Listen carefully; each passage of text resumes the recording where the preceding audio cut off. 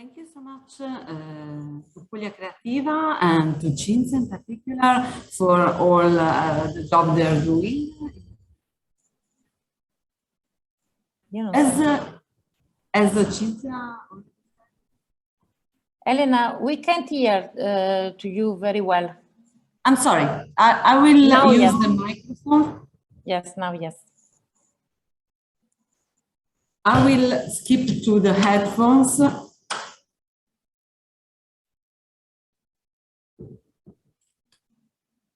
So sorry for this. Can you hear me now? Yes, now very good. Okay, thank you so much. So as I was saying, welcome everyone to ChIMERA Plus project workshop. Today we are working at one of the most important part of our project that aims to support cultural and creative industries in their role of a driver to promote urban sustainability. And we are working now in close cooperation with all the partnership to trying to learn from some best practices at the European level of supporting the role of culture and creative industries in urban transformation. And this is why today we are discussing with three important stakeholders, three important best practices about the role of culture in the framework of sustainable urban development. This is why today ChIMERA will introduce us and will pave the way for the discussion about these three important cities that developed important instruments to support culture in the frame of urban sustainability. And Puglia Creativa is working with us as partner and is introducing and moderating our workshop today. And so, ChIMERA, I leave the floor to you to introduce our speakers and guide us into this hour together. Thank you so much. Thank you, Elena. Before to start, some recommendation. We are going to record the workshop, so please switch off your camera if you prefer. And at the end of the presentations, we will have 10 minutes for question and answer. So please, if you want to address question to our speaker, write it on chat, and then we can call you to intervene.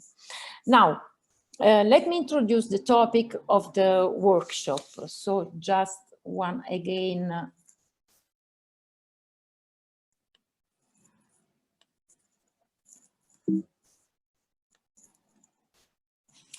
So the topic of the workshop. Today we want to present successful stories of cities where urban sustainability has been developed thanks to the involvement of cultural and creative industries. We want to investigate which are the successful factors, the key components, the decision-making process and tools used to carry out the development, of course, the impact and results. Please switch off the microphone, please. Okay. But we also want to compare what are the common and specific elements of the three cases that we are going to present. Our receiver partner, Serda, Sarga, and Nova Gorica, identified and select three cities, Ljubljana, Bilbao, and Rjieka, as frontrunner to analyze and be inspired by.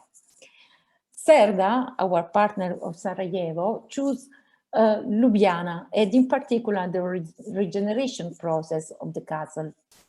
Sarga, our Spanish from Aragona partner choose the Isla Creativa of Bilbao.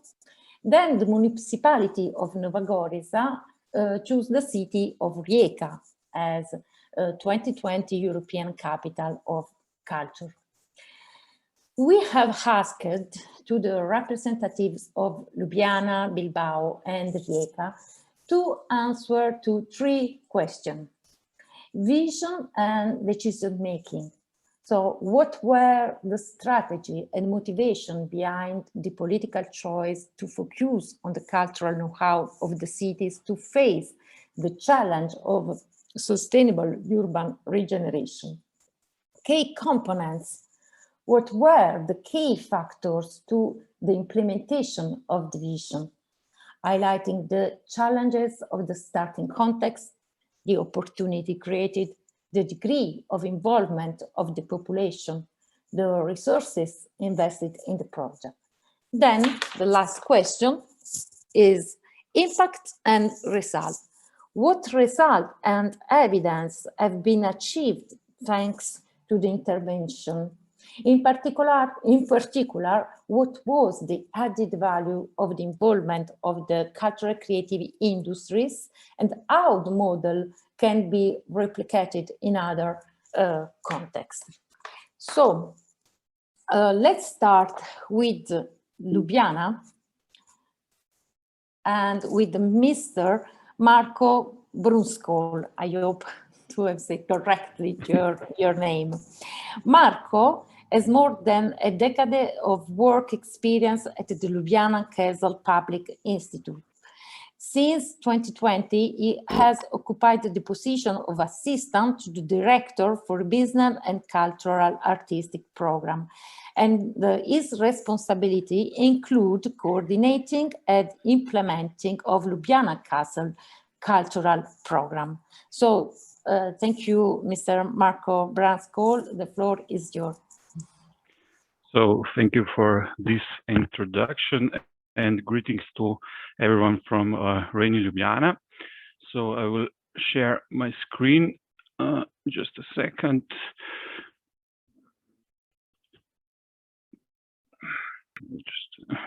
Okay. So hopefully everyone can see my presentation. So once again, thank you for the invitation. In the next 20 minutes, I will present you the case of Jubliana Castle and its process of renovation and revitalization. So just for the introduction, I would like to say a few words about Ljubljana. And as many as you know, the Ljubljana is the capital of Slovenia and has slightly less than 300,000 inhabitants. It's small but vibrant city, but in the past 2 decades, the city has experienced intensive development of cultural tourism in broader sense. So Ljubljana also has a green soul. In 2016, Ljubljana has won the prestigious title European Green Capital and has since adopted the vision of green city, city with efficiency building, sustainable transport, and smart solution. And I would also like to point out that one of Ljubljana's best known trademarks is definitely the heritage of architect Jože Plečnik. In 2021, so last year, his selected works in Ljubljana were added to UNESCO's World Heritage List. So because I am a historian by education, I believe that knowing the past is crucial for understanding the present. So my next slide will be dedicated to the short history of Jubliana Castle. So the castle was built as a fortress in 15th century and as a protector of a city against unwanted intruders and served as the seat of a local governor of Carinthia and sometimes as well as occasional residence of the emperor. In 16th and 17th century or in 17th and 18th centuries, castle was left to decay and used mainly as a barracks, armory, and a military warehouse. There have even been plans to demolish the castle completely, but thankfully that didn't happen because at the beginning of the 19th century, the castle found new purpose, or they have given the castle the new role, as he was entirely refitted as a penitentiary and served this purpose until the earthquake in 1895, which also heavily damaged the castle. So despite the castle's bad condition at the beginning of the 20th century, Ljubljana Castle became city property in 1905. So Ivan Hribar, the mayor of that time, bought the castle from the state and had grand plans for the castle. Somehow the castle was to be renovated and turned into the center of cultural activity of the town, complete with museums, venues, restaurants. That was more than 100 years ago. And there was also an idea of a building, a funicular, that would be used to take the visitors up the castle. Even Jože Plečnik joined the vision of Hribar and created some plans for the castle. At the top left right corner of my presentation, you can see the render of his plan for Slovenian Parliament atop the castle hill, but this plan never came to realization. So reality at that time was completely different, and castle was turned into a social housing and remained in this role until early 60s of the 20th century, when long-awaiting procedures of renovation and revitalization began. So the renovation at the beginning was split in 3 parts: research, revitalization, and renovation. So process of renovation was heavily, let's say, marked by the lack of funds. And this is also the reason that renovation is still somehow ongoing process, but as you will see later, we can see the light at the end of the tunnel today. But nevertheless, Ljubljana Castle, together with Old Town, was pronounced a cultural monument in 1986. So at the end of 1999, the municipality of Ljubljana entrusted the partially renovated castle to Festival Ljubljana Public Institute, which took care of the renovations for another 10 years, all the while organizing various programs and taking care of tourist products and services at the castle. So what I think is very important, that the expert group of various experts was founded at the very beginning of this renovation and revitalization process. So this group is somehow still involved in the process of revitalization of the castle. They had to face, during this process, many challenges. I believe the main ones are the preservation of valuable historic buildings, the incorporation of new contemporary contents, green planning guidelines, urban mobility demands, and development of the economic aspects of running the castle as it was. So in 2010, Ljubljana city once again recognized the potential of the castle and established an independent Ljubljana Castle Public Institute. So the institute I work now. So under the new management, Ljubljana Castle has entered somehow new decade of prosperity. And at the same time, the renovations have been nearing completion, as by 2020, more than 90% of the castle surfaces have been renovated. So before I start to speak about today's castle's offer, I would like to point out that everything we do at the castle, we always have in mind that the cultural heritage that has been entrusted to us by the city is our most valuable treasure. So what Ljubljana Castle has to offer now. So there are currently 6 permanent exhibitions at the Ljubljana Castle. For example, Virtual Castle is 12 minutes long projection about history of the castle, and the Slovenian history exhibition covers history of what is now Slovenian territory from prehistory until present times. Sometimes we also call this exhibition the ID card of Slovenia, because many foreign visitors can learn a lot about us at these exhibitions at one place. There is also penitentiary, Ljubljana, Castle Armory, and Museum of Puppetry. So Museum of Puppetry was, for example, opened in 2015, and is a joint project of the Ljubljana Puppet Theater and Ljubljana Castle.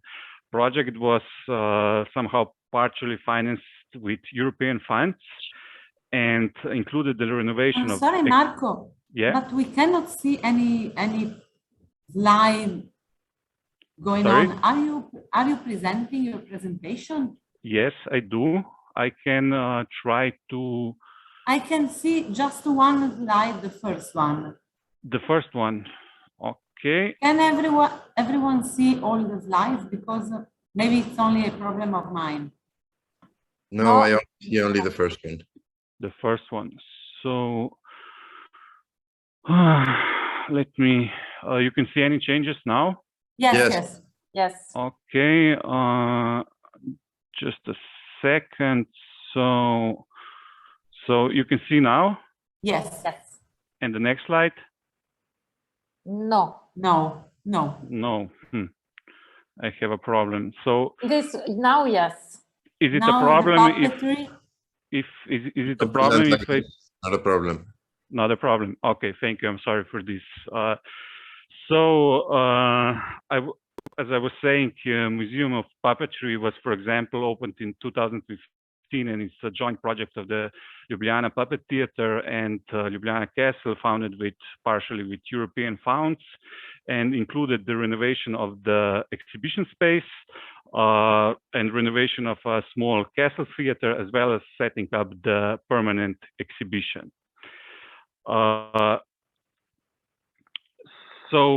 are also 2 very important elements of castle's offer. One of them is a variety of different cultural artistic events. Last year, for example, more than 170 of them took place at the castle. Many of them were prepared in co-production with different public institutions and NGOs. So the next slide, sorry. So the other important element I want to talk about is education of our future visitors. So yearly we organize different thematic lectures and courses, and we can offer also 25 different pedagogical programs to kindergarten children, middle and high school pupils. So some of the programs are even customized for purpose of hosting in various educational institutions. Ljubljana Castle is also a vibrant social place. It has 12 different halls, which event organizers can rent for short term for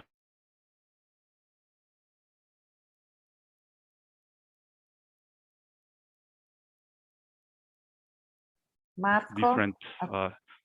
So a place of top quality cuisine. Yes. No, just for a moment we haven't hear you, but now it's everything okay.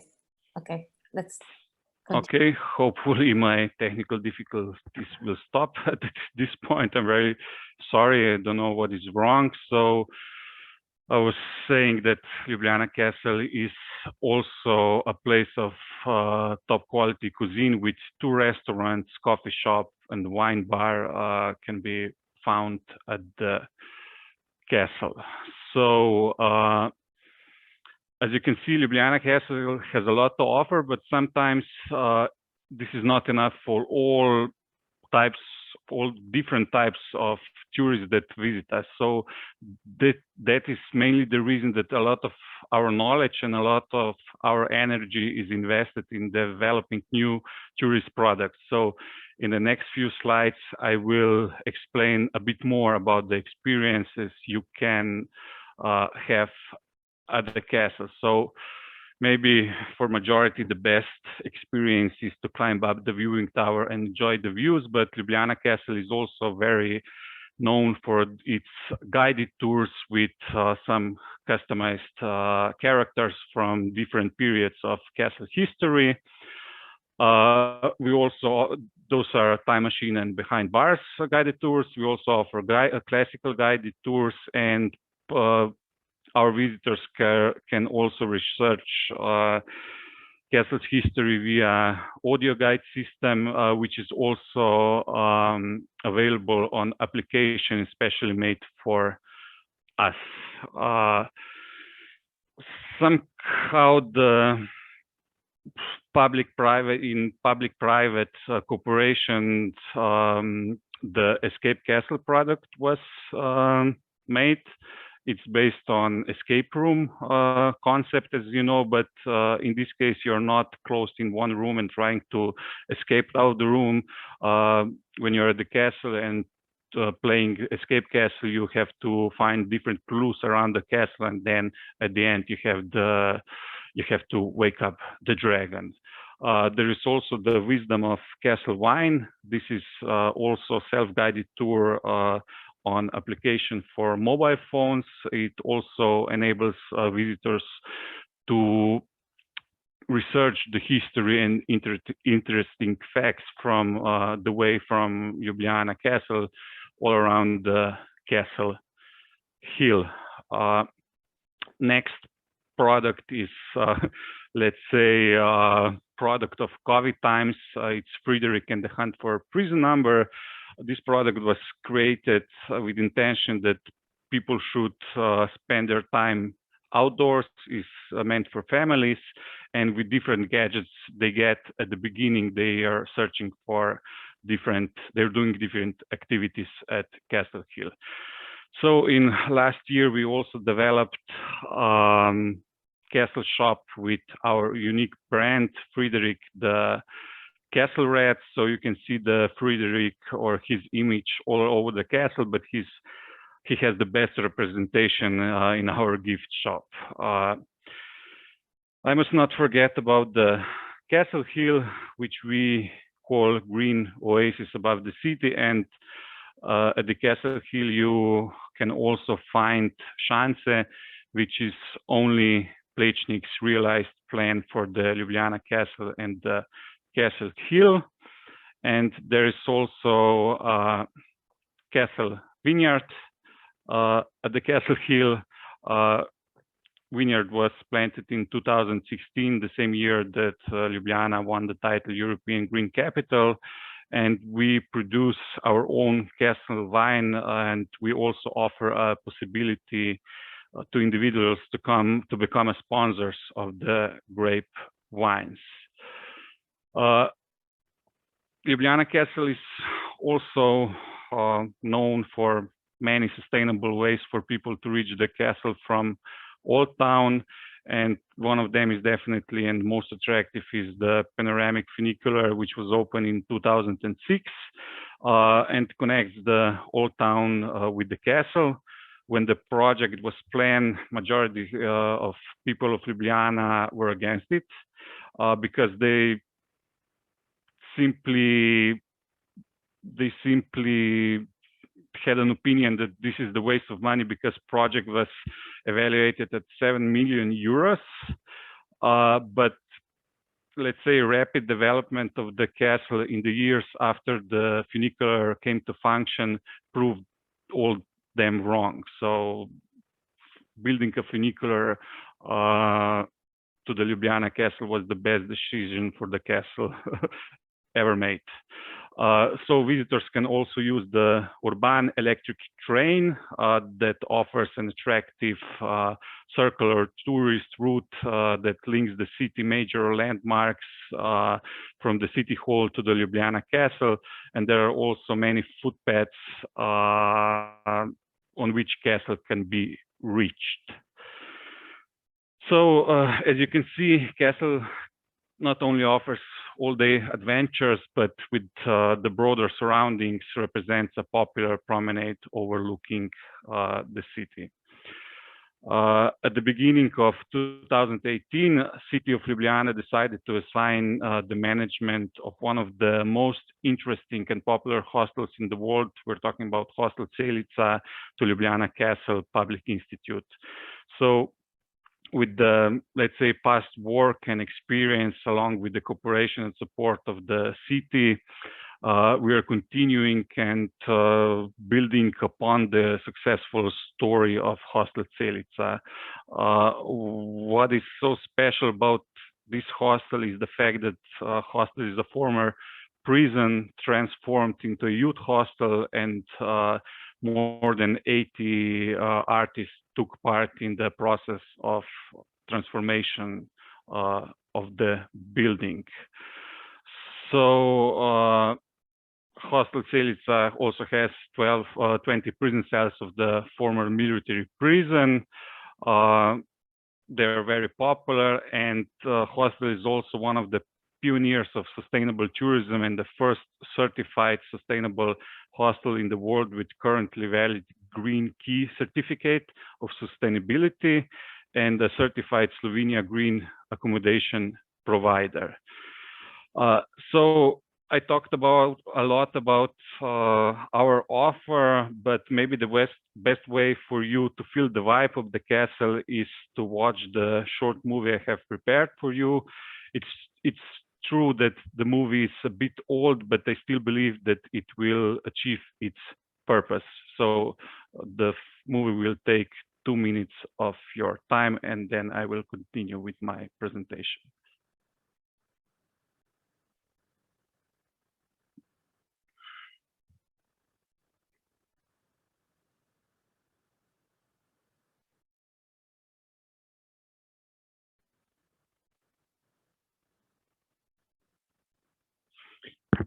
Can you hear the sound? No. No. It's just the music, so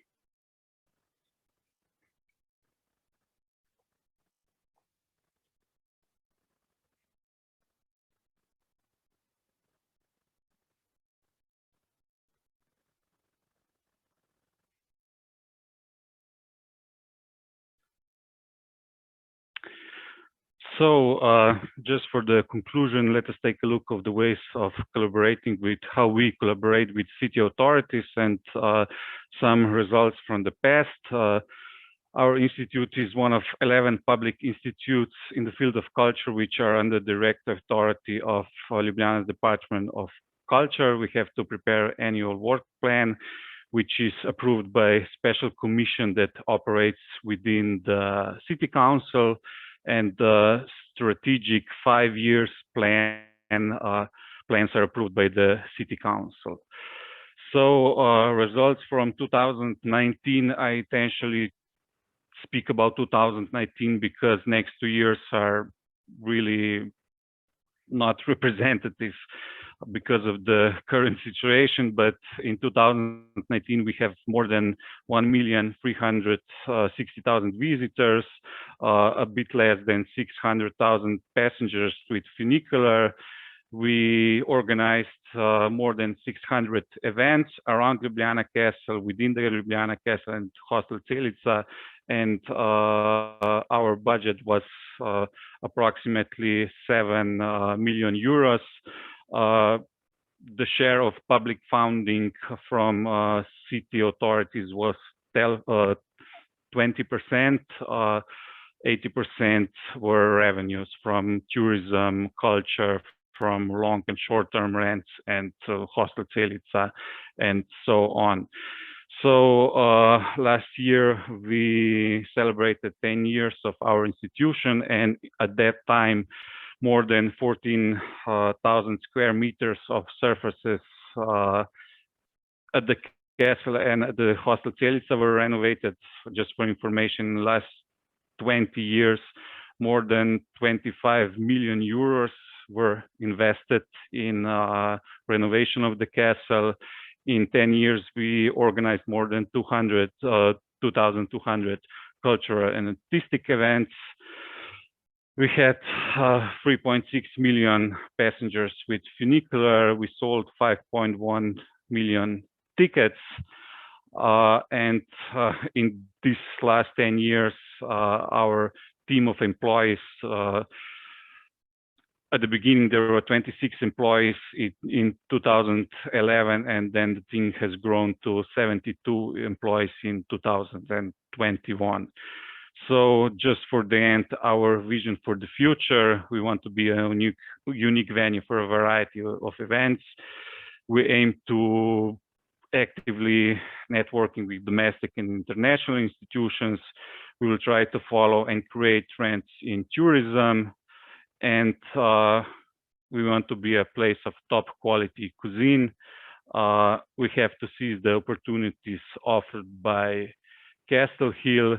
We have to follow the guidelines for sustainable tourism, and we will try to retain the status of one of the most visited tourist and cultural attractions in the country. So I will conclude with this saying that during the history, Ljubljana had many purposes, but always was and hopefully still be for the next centuries the symbol of Slovenian capital. So thank you for your attention, and we look forward to your visit at the Ljubljana Castle.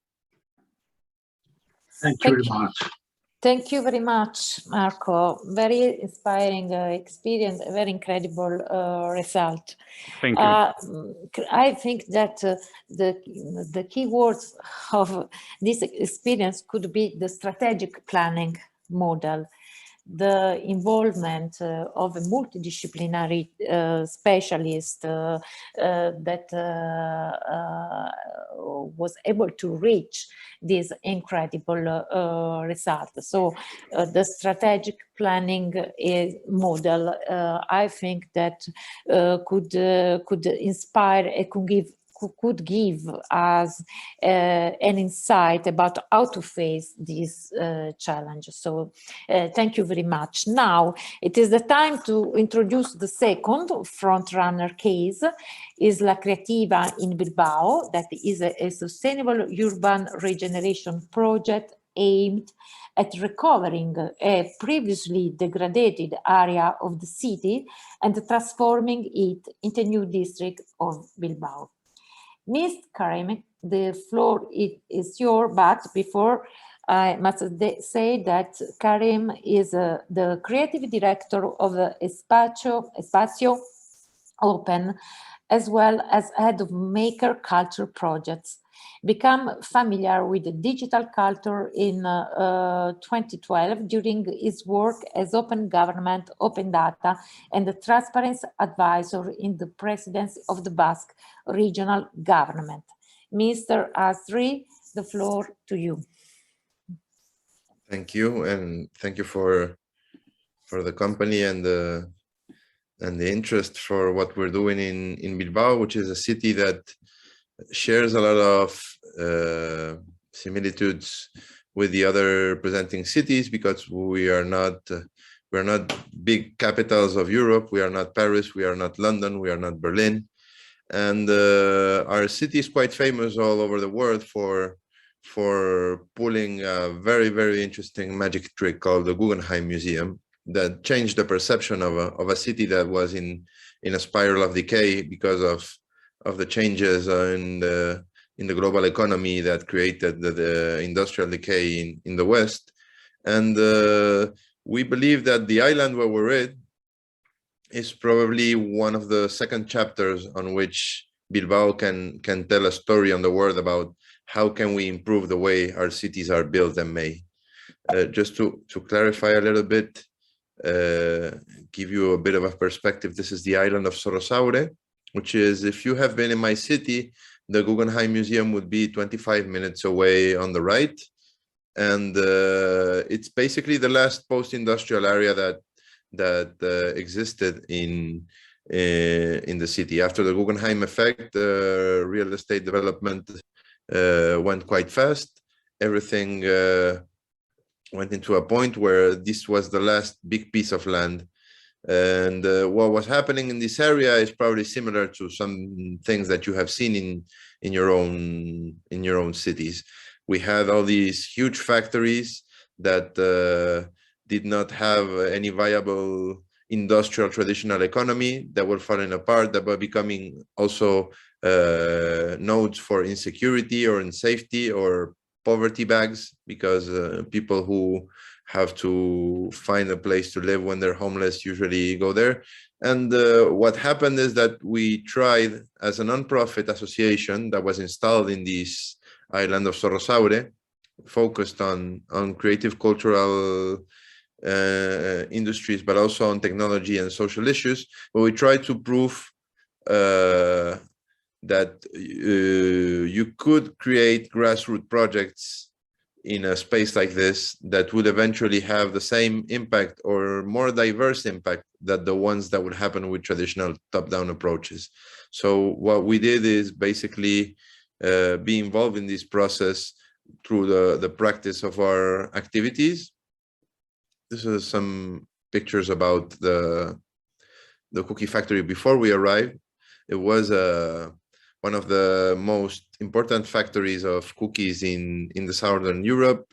It was very famous also because it was mostly populated by women workers. 80% of the workers were women. If you were a woman in the 50s in Spain and you didn't want to settle with traditional life and marry somebody from the village, well, eventually you had the option to take a bus or a train to Bilbao and become a galletera, a cookie maker. And this is some of the pictures of what happens in the same space, the cookie factory.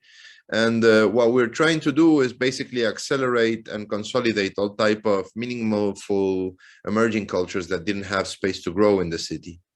The building only had traditional activities when we arrived. We were, let's say, the first light on the horizon of creative and artistic use of these fantastic industrial spaces that we call sometimes among friends that do similar projects our cathedrals, no? So it is a paradox that a lot of innovation and a lot of creative and new uses that could solve some of the challenges that we have in the way our cities evolve, and the many global and local problems that still don't have solutions, where we believe that it's in these ruins of the post-industrial society where we have a lot of proofs of concept of how to innovate and create new communities around things such as technology and other things. And just before going there, let me give you a quick glimpse about what is Fab Labs and the Maker movement, because it's something that is not that famous.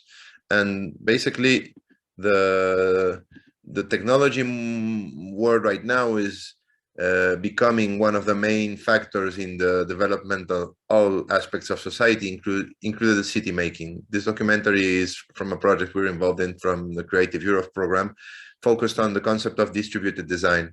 Distributed design is this discipline that allows for products and processes to be made globally by sharing tools, knowledge, and expertise through the internet. And the most important practitioners in this emerging field of design is these are some images from our space in the Cookie Factory, but other places in Denmark and in Barcelona.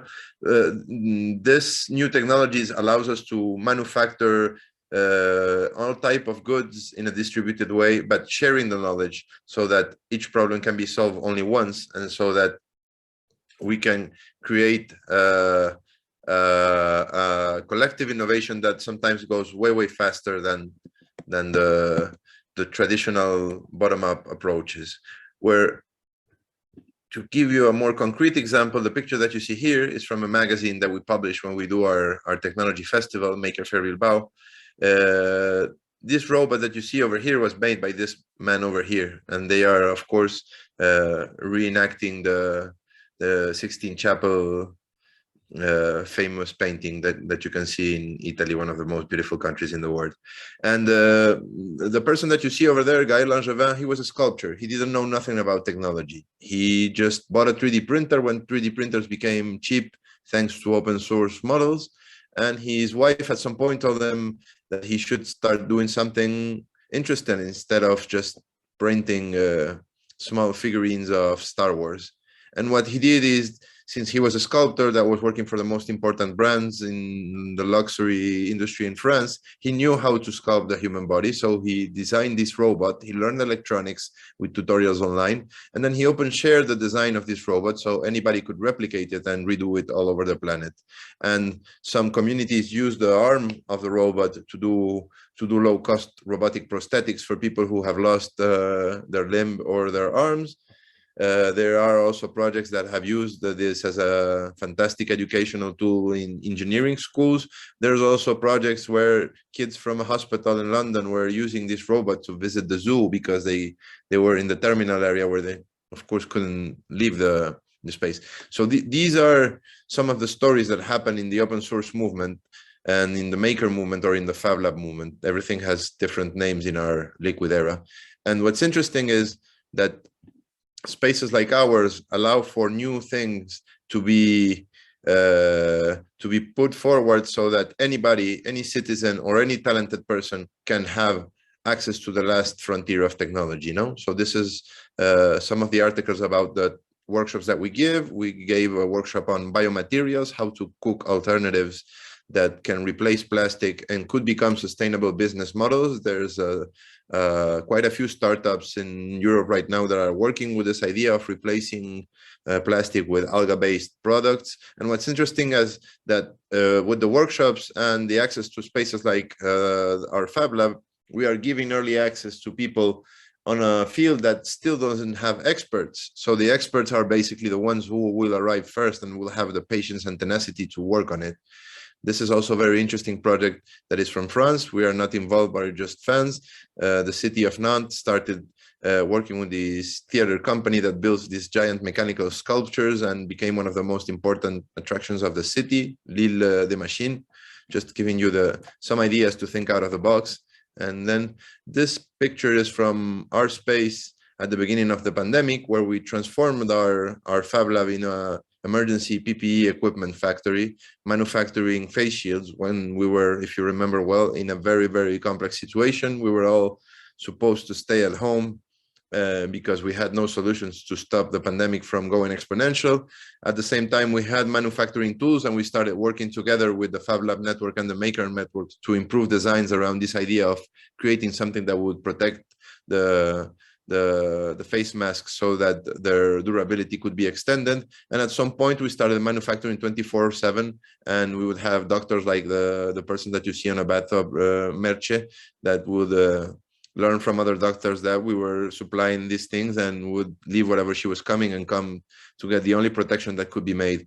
So these are the type of innovations that happen in spaces like ours. The person that you see also in the picture, Abdelaziz, was a student of us of 3D printing classes that at some point we had to adopt because he ended up in the street because of the of the complicated situation in terms of legality. And we have to say that now he is a proud member of our community and our working staff members. He just got his working permit a few weeks ago, and we are very proud of it, because we believe these type of spaces can change lives and can create opportunities for people who have the talent, who have the passion, and who have the patience, and are willing to give everything into what you could call a kamikaze artistic or creative project, but they need an opportunity. And these spaces can give that opportunity for people to flourish.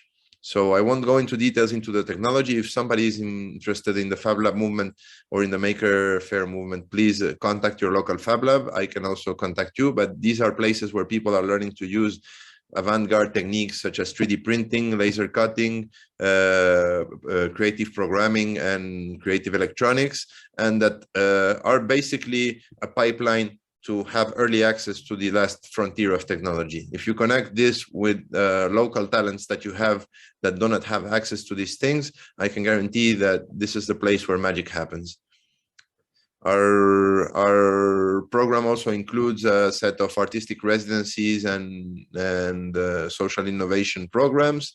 I won't extend it too much on them, but just to give you an example of what happens beside our project that is in the cookie factory, the whole Sorosaure Island, in a very, very interesting public and private partnership with both the city council, but other private developers with grassroots organizations such as ours, have created this proof of concept of what happens when you let people take over some of these ruins of industrial society. And what happens is that people make out of their passions sustainable business models. We can talk about the several hundred jobs that have been created by these different projects. An art theater that was made by the actors, a cinema school, a skate school, a circus school, a dance performance facility. So all of this was something that actually, if you looked on paper initially on it, you would think that it wouldn't work, because some of the innovations of the future are not usually easy to detect with the framework of the present. And that's something that I think all city makers should keep in mind. The rock climbing boulder that you see, which is also one of the most important facilities in the Southern Europe, is where the Chinese Olympic team trained, because one of the founders, Gianni, who is Italian, by the way, he married a Basque girl and they both moved from Florence to Bilbao, was selected as a Chinese selectioner for the Olympic teams in climbing. So all of this is happening in the city. Basically, what happened is that the creative island became the place where a lot of the parts of the soul of the cultural scene of Bilbao didn't have space to grow, and they found it in these warehouses that didn't have a second life after the traditional industries that were giving them a proper use disappeared.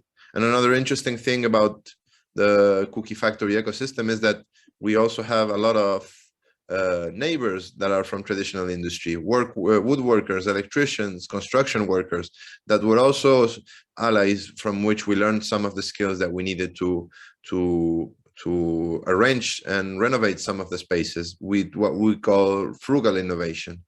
What happened is that by allowing the private initiative and the grassroots private initiative to take over the spaces, the public and private institutions interested in the city, in having Sorosaure becoming a creative lung on the city, actually got a very, very good ratio on investment and impact, because most of the initiatives started as private with no public funding whatsoever. At some point, some of them did enter some sources of financing, but this is something that has already long established tradition in northern countries such as the UK or the Netherlands, or in Germany. Amsterdam, London, and Berlin, you could say, are the first cities in Europe and the most forward-thinking ones in the reuse of abandoned industrial heritage sites or unused lands. And if you are interested in this part of our activity, we are also involved in our Horizon 2020 project called T-Factor, which is the website that I'm showing you now, where we are trying to figure out how can we create proper tools and insights that will allow to embed these new temporary use and participatory practices in the administrative process of city making. We believe that right now, the way cities are built is too focused on infrastructure and on the hardware part, if we want to use the technological metaphor, and the cultural and creative industries can be the software upgrade that these infrastructures need sometimes. And we don't even need for these things to be permanently decided from day zero, because what happens is once you launch a master plan in a specific area, sometimes years or even decades can go between the actual signing of the master plan and its actual implementation. So we think those in-between times can be a source of opportunities and economic and social development for the city. And we believe the island of Sorosauri is one of the greatest examples we can find in Europe nowadays. Let's go back to our presentation and just give you a few insights about the project that I was talking to you about, T-Factor.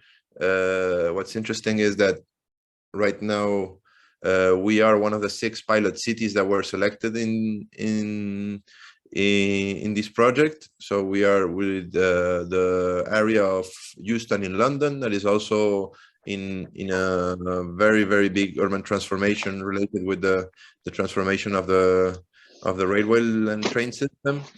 An old prison in Trafaria in Lisbon. And we have Alexotas, which is in Kaunas, Lithuania, the Amsterdam Science Park in Amsterdam, and Mind, which is the area where the Expo of Milano in 2015 happened. And what happened is that we also learned from some forward-thinking and advanced cases from Europe, but also from New York and from China, to understand a bit how can we make this solution of reusing at least temporary, but also with the perspective of consolidating the things that work into permanent institutions. How can we embed this into the administrative process in a way that the citizenship and the community of practice that is created around these spaces can be not only a source of insights and knowledge, but also a part of the co-design process and the co-implementation? Because I work in the private sector, but I was a journalist for many years, and I also worked in the public sector. I know that the rigidity sometimes in terms of legislation makes things to happen inside the public institutions either very expensive or very, very standardized, that make the space refraction to innovation. So we have to find the third way. The European Commission is very interested right now in finding ways to push forward these new practices and consolidate them as part of the European Green New Deal, with initiatives such as the new European Bauhaus. And then on other aspects, we're also working on trying to design with other diverse alliances that include academia, companies, and public institutions, a master's degree in urban innovation for all of this knowledge that is in the hands of the practitioners, because it is not documented, as it happens usually with new fields, to include it into master's degree that could train and help the next generation of urban innovators aim faster and better. Our story, I didn't tell you that at the beginning, started with something that had nothing to do with technology, actually. The first project Espacio Open did in the Bilbao cookie factory was actually a flea market, something as simple as a place where you could gather people, families, kids, young youngsters that wanted to get a new wardrobe and wanted to sell their clothes. This project was, you could say, the first building block of our ecosystem, because what started as a very, very small thing became gaining traction, into a point that we started gathering 3,000 people in every Sunday of the month that we would open. And the impact that we had in terms of circular economy was quite mind-blowing. We were talking about 100 tons of goods that were not only not incinerated and entering the trash cycle, but also creating a new loop on which emerging creators and designers could also have a first contact with reality and try to see if their products were actually something that the market could be needing. So these are the things that one of the woodworkers that is in the cookie factory makes, Javier. So we have a lot of these cluster neighborhood effect that happens when you get a lot of unplanified, and you could say unlikely matchmaking happening by putting diverse things under the same roof. And what happens is that we learn skills from old school woodworking from Javier, but we also teach Javier how to use laser cutting. And he includes laser cutting and computer-aided design in his process. And there's also what we call a strong bonds of affection and knowing how to work together with the people that share the cookie factory ecosystem, and with a lot of the people that are with us in the Sorrosaure Island. So as you can see, sometimes when we talk about circular economy, we try to think of the high-tech solutions, but we believe that low-tech solutions are also very, very interesting and create also a space for citizen participation that can not only solve some of the problems of circular economy, but also connect on a deeper level with a human-to-human connections. I remember a lot of families telling me how they would bring their kids to Open Your Gambara, and they would set up a booth with their toys, and their kids actually would learn mathematics by selling their toys to other kids. We also started a space where people could sell their own designs for, which is Open Your Sormena. Sormena means creativity in Basque.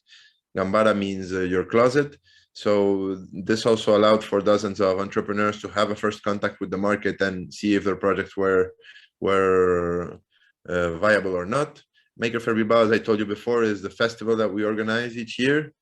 Of course, because of the pandemic, we had to change the format and do things differently in the last 2 years, but we are one of the oldest festivals of the maker movement in the world, and probably the oldest one in Europe. We started before Maker Faire Rome, which is the most important, a few months before. And this is something that started in the Silicon Valley in California almost 15 years ago, and has gained traction into becoming one of the institutions of open source technology and the DIY do-it-yourself approach to technology, and was even celebrated in the White House when Barack Obama was the president of the United States. So I am not sure how are we going with time, but I just don't want to extend myself too much on the type of projects that we do. We also work on open source technologies related with digital fabrication and 3D printing. We won this Horizon 2020 contest thanks to this wonderful design that allows for people who want to explore the intersection between ceramics and 3D printing with low-cost approaches. What we did is that with a team of architects and technologists, we designed this machine that usually in the market price would be 30,000 euros. Well, if you follow our instructions and the tutorials that we give you, you can build your own machine for less than 3,000 euros, which is gaining an order of magnitude, because the world where we're moving, the open source world and the Fab Lab world, believes truly that technology should be more accessible, and in terms of price, but it's also in terms of knowledge. These are some 3D printing bootcamps that we do for kids in the city of Bilbao. This is a program that we started with the Orange Foundation that then was extended to other places in the world, where we were teaching young migrant kids how to use technology. Some of the kids that I mentioned before, like Abdelaziz, we met them through this program and eventually became part of the Cookie Factory family. And when I could extend myself in specific projects, but I think that what's important is to give you a broader picture, so maybe it can inspire you to do something, or to let something like this happen to your city. What I can guarantee you is right now in the city that you have influence in, there's plenty of talented and passionate people that just need an opportunity. And that opportunity doesn't always come by giving them money, because money will become a scarcer resource in our European society, because demographics plays against us, and we probably are going to have to struggle to find ways to finance non-strategic aspects of our public budget, such as culture, because we're not going to close schools, we're not going to close hospitals, of course. So we do imagine that in the following years, culture will have a struggle, and we believe part of the solution is to find ways to give these material heritage to people who can make out of them new meeting places for new emerging cultures that can also shape the way culture and creativity, but also economic activity can happen in the city. By the way, our space is also one of the most visited places in the city, and also is one of the flagship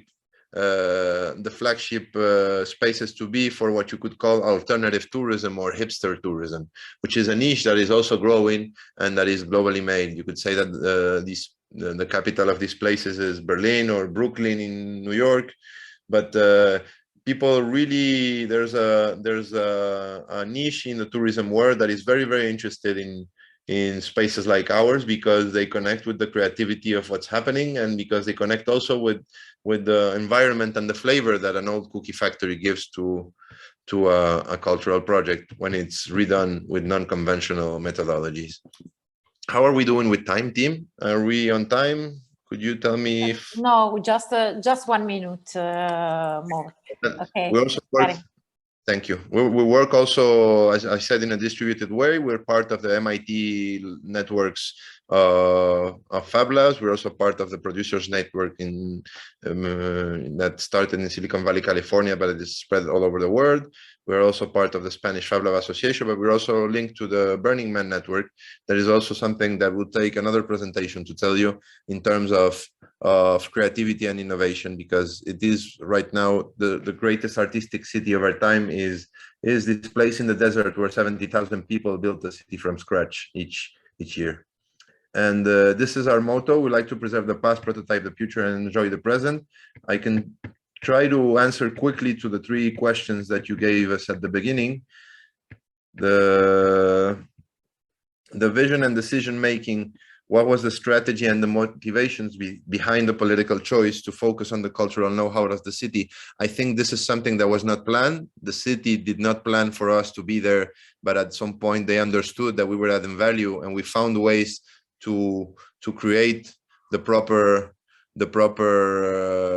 ecosystem and to allow for a lot of more things to happen. I do believe that cities should keep their minds open, because it's very hard to planify innovation. It's very hard to know what's next, because what's next is not on the playbook yet. What you need to do is probably pay attention to what's already existing in your city and find ways for that existing ecosystem to flourish, and connect it with resources that, if you don't have material resources, you can also look at the unused resources of your city. And sometimes the matchmaking can happen on its own, only with a little push from the public or private stakeholders. And then this, as I said, is a proof of concept of what can happen when cities are built in a different way. The key components are building trust and giving opportunities to people who have the passion and the tenacity to take these things all the way.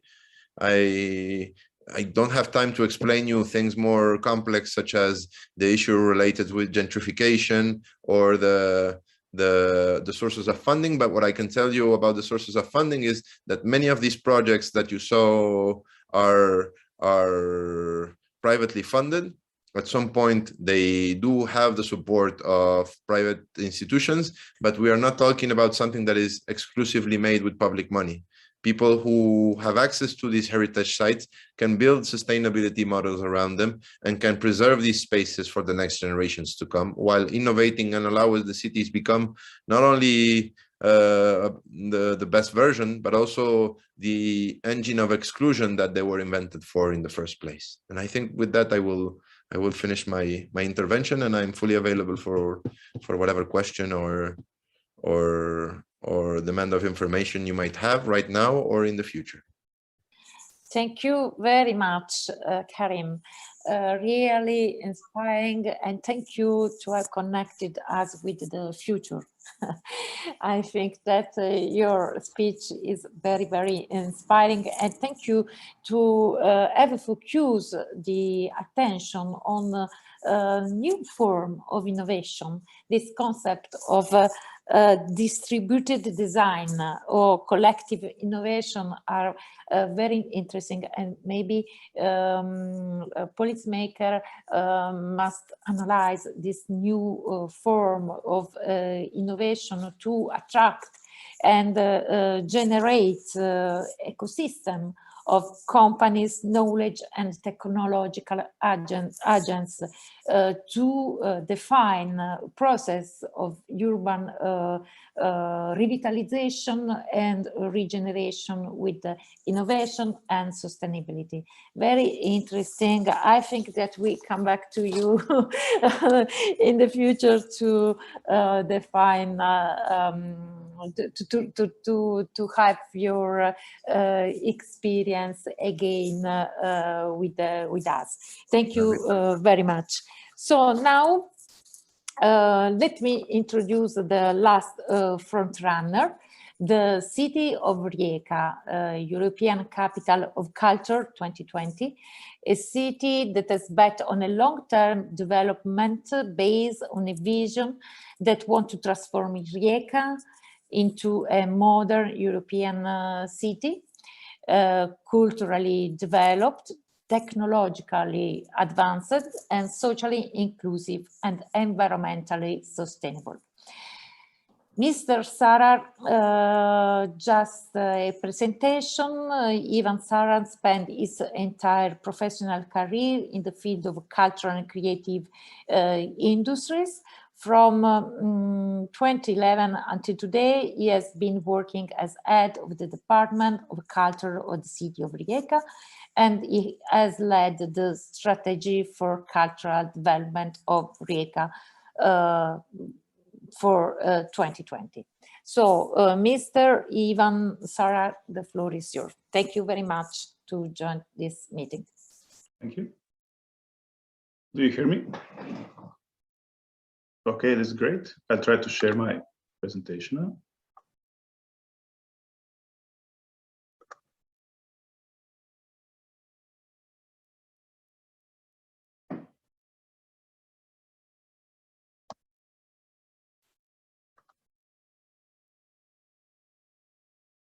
Do you see transition of slides or not to define that problem? Yes, okay. You have transition. Okay, great. Well, hello. Thanks to my friends from Nova Gorica, European Capital of Culture 2020, they're partners from Gorica and Puglia, Venezia, Giulia. I think they're trying to make great job to create a real successful and innovative capital of culture, which is maybe the first serious cross-border European capital of culture. I wish them big luck. And thanks to my fantastic warm-up band, Bilbao. Bilbao is, of course, mother of all post-industrial Cinderellas who want to be exciting cultural cities. And at the very beginning, I want to create some wrap up because there are a lot of similarities between Rjieka, Bilbao, and Ljubljana. Rjieka and Ljubljana are sister cities, close neighborhoods, part of post-Yugoslavian, post-communism processes, and at the same time, the part of common history in Austro-Hungarian Empire. And Rjieka and Bilbao are same with their post-industrial problems, but with different, that Bilbao started to exit of that depressive post-industrial sceneries 25 or 30 years before city of Rjieka. I think Guggenheim was opened, as Karim said, the most famous symbol of about 24 or 25 years ago. And I think the city of Rjieka is now at the very beginning or the moment Bilbao were when Guggenheim was opened. And at the same time, the scale is matter. Bilbao is 1 million citizens, metro area city. Ljubljana is 500,000 and Rjieka is 200,000. I think that are important facts you have to be aware of. Well, when we start to plan capital of culture as all the other cultural capitals, we focused on three perspectives. The first of all, program. Of course, you want to have exciting 1 year of programs. And with big nostalgia, I'm looking in these slides. These slides are part of sensational opening ceremony 2 years ago which of course, only 3 weeks after big opening struck by COVID, and all, maybe not all, but a lot of our ideas about program and branding and tourism and everything you wish as European Capital of Culture go down the drain with COVID. But we have good luck because we was clever enough to have two maybe more important strategical goals in our European Capital of Culture title. And these two pillars are serious infrastructures, not new infrastructure, but refurbishing of one big industrial block, which is some kind of the same story as in Bilbao, not a real island, but some kind of industrial block which looks like an island. Do you see that map? Everything is fine with the presentation. Okay. Well, from you people in Italy, Rjieka is some kind of smaller hybrid of Trieste or Genoa, some hilly town on the seaside, but with that bad luck in the same way as in Trieste, that all seaside or coastal part is reserved from industry. Rjieka was the famous Austro-Hungarian coastal town and Yugoslavian town with big torpedo factory, big port, big shipyard, big paper factory, etc. And all these industries broke during and after the Homeland War. And the biggest issue for Rjieka and for Rjieka European Capital of Culture was how to reinvent one post-industrial block, and we picked that famous former Richard Benčić block, which is famous because of that sugar refinery palace, which was the biggest Austro-Hungarian industry in the middle of 18th century and first sugar refinery in Austro-Hungarian Empire.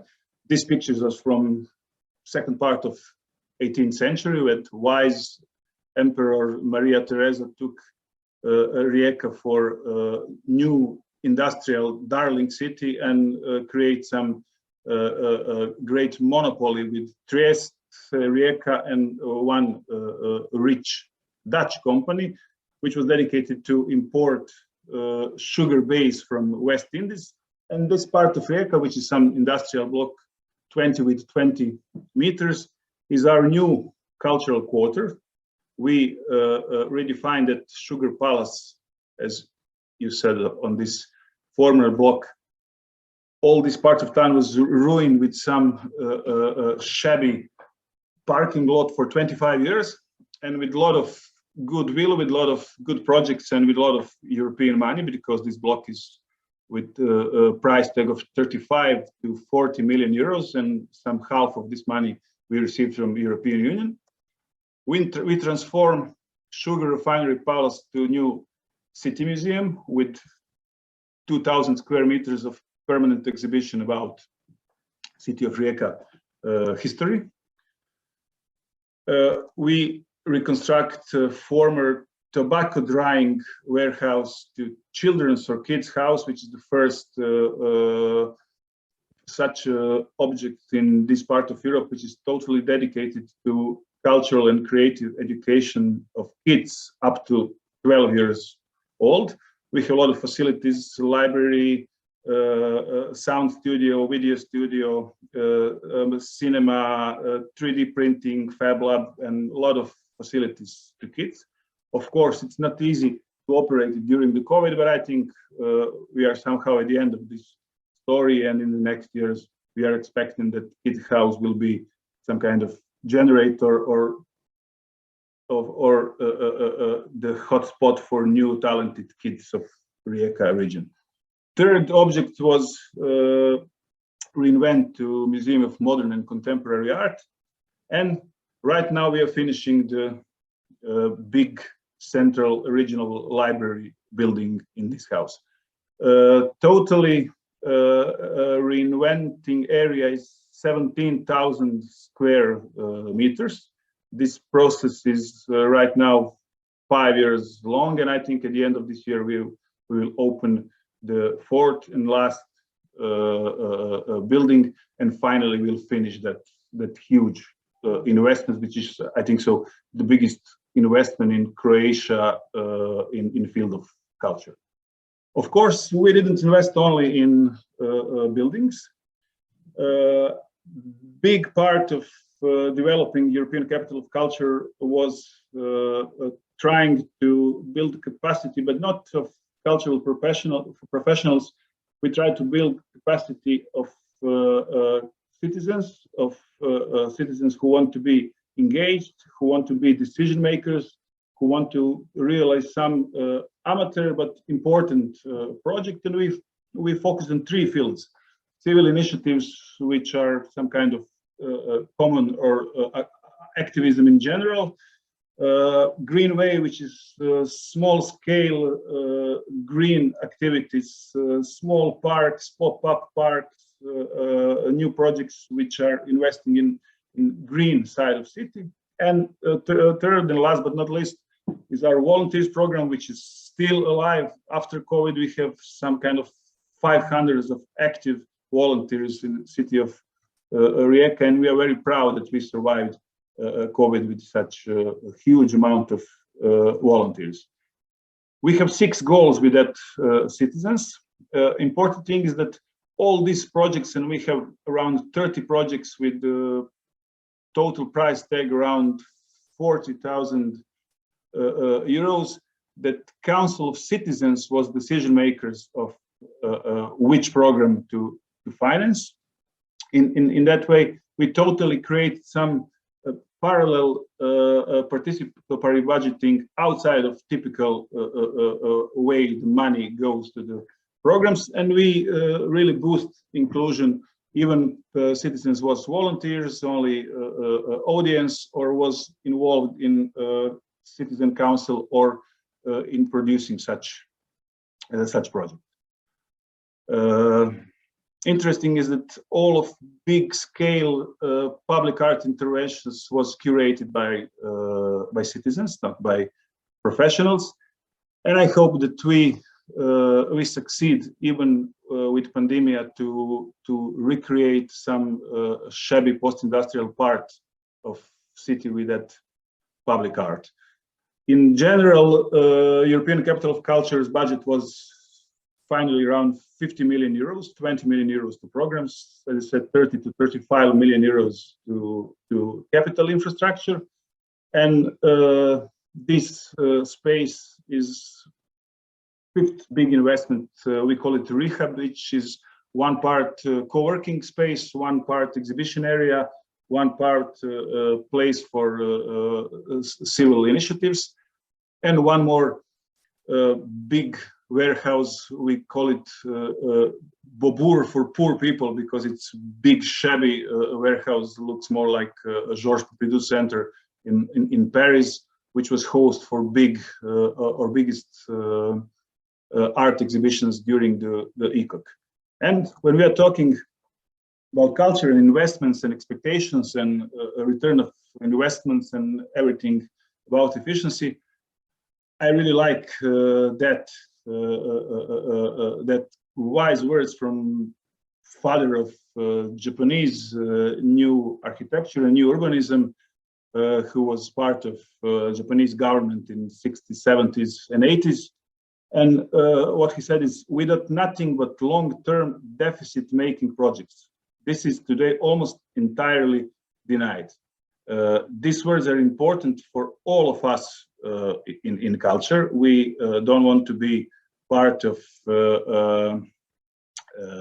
market mathematics about culture. I think in cultural and creative industries in the last years or last decades, we are somehow started to believe that culture have to need return of investment or some argument to exist outside something which is maybe irrational or non-profit. And that's the reason why I want to finish with that slide. I've been a little bit rushed because I think we are running out of time, but I think it's enough to open maybe some juicy and creative talking about these 3 presentations. Thank you.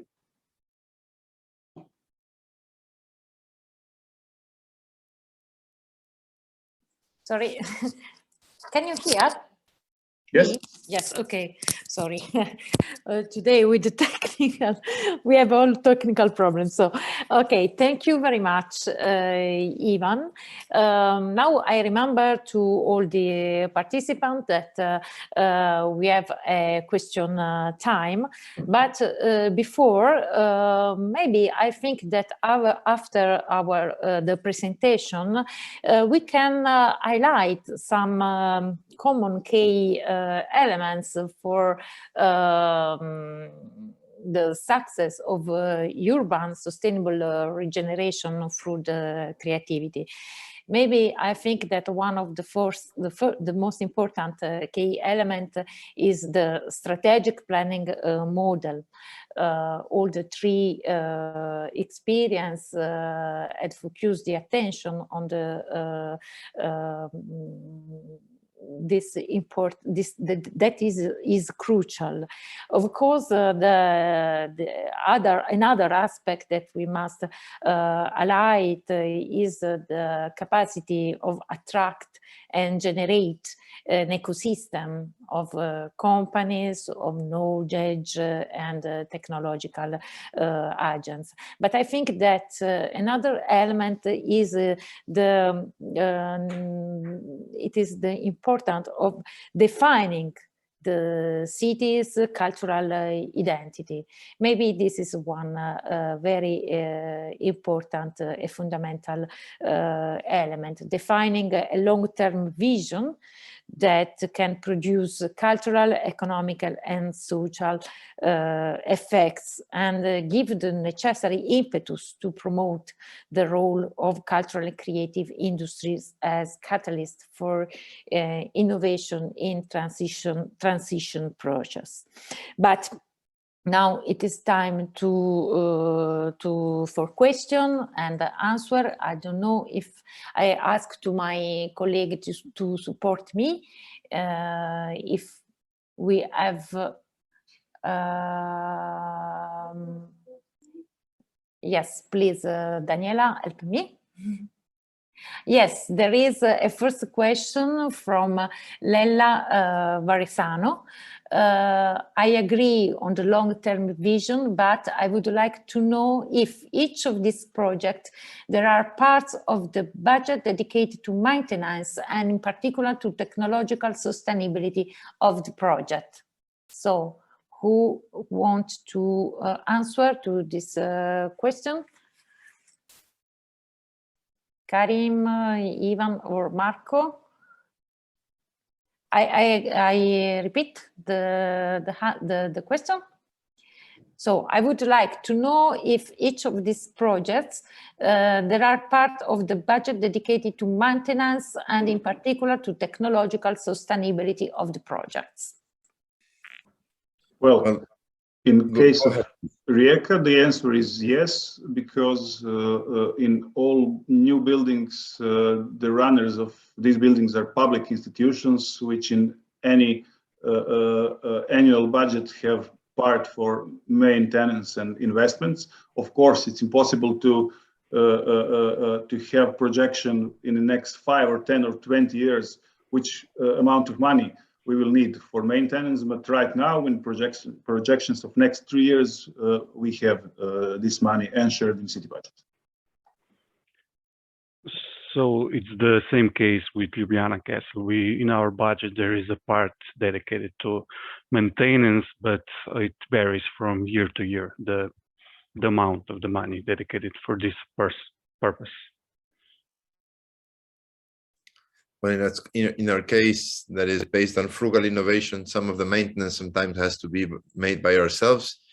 But what I can tell you from my experience is that sometimes a renovation of heritage sites can become a huge problem in the future, because traditional standardized solutions right now eventually don't fix the problem. So you eventually end up having problems with water leaks.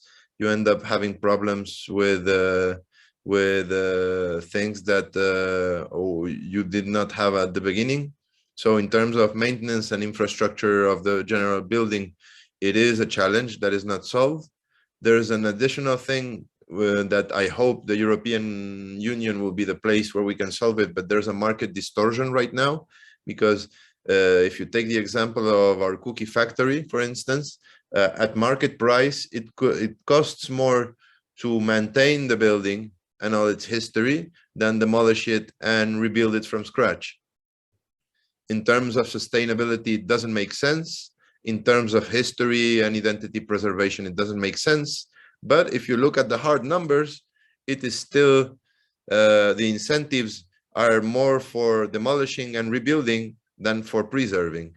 So I think there's a technological challenge on the way we are preserving our heritage, because a lot of examples that I know from first-hand perspective from friends and practitioners all over Europe, whether they're public or private, they end up having this problem of water leaks or a deficient renovation that will create a lot of holes in your budget that were not planned, and even sometimes problems with having actually be able to do your activities.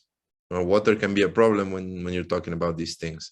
And then if we talk about technological projects such as the Fab Labs or other things that are more avant-garde, I would definitely suggest that you keep in mind that technology is always more complex, but if you do your homework well with good service providers at the beginning that provide you good documentation, that do a proper audit of the services, and that allow for the building not to be hostage of a specific supplier, which is something that happens sometimes, you can always find people who will do the job better.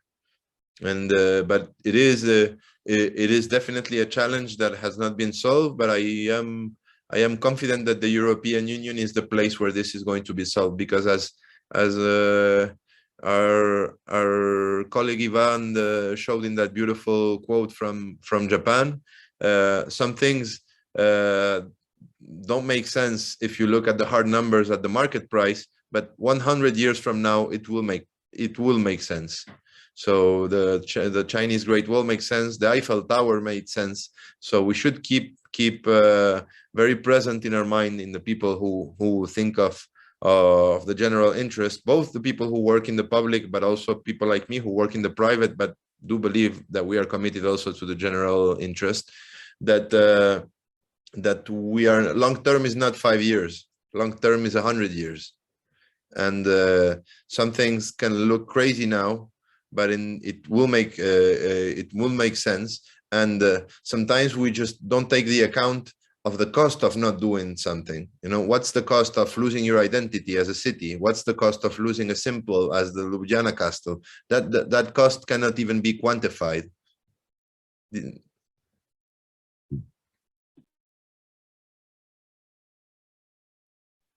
I couldn't agree more with this comment. Thank you.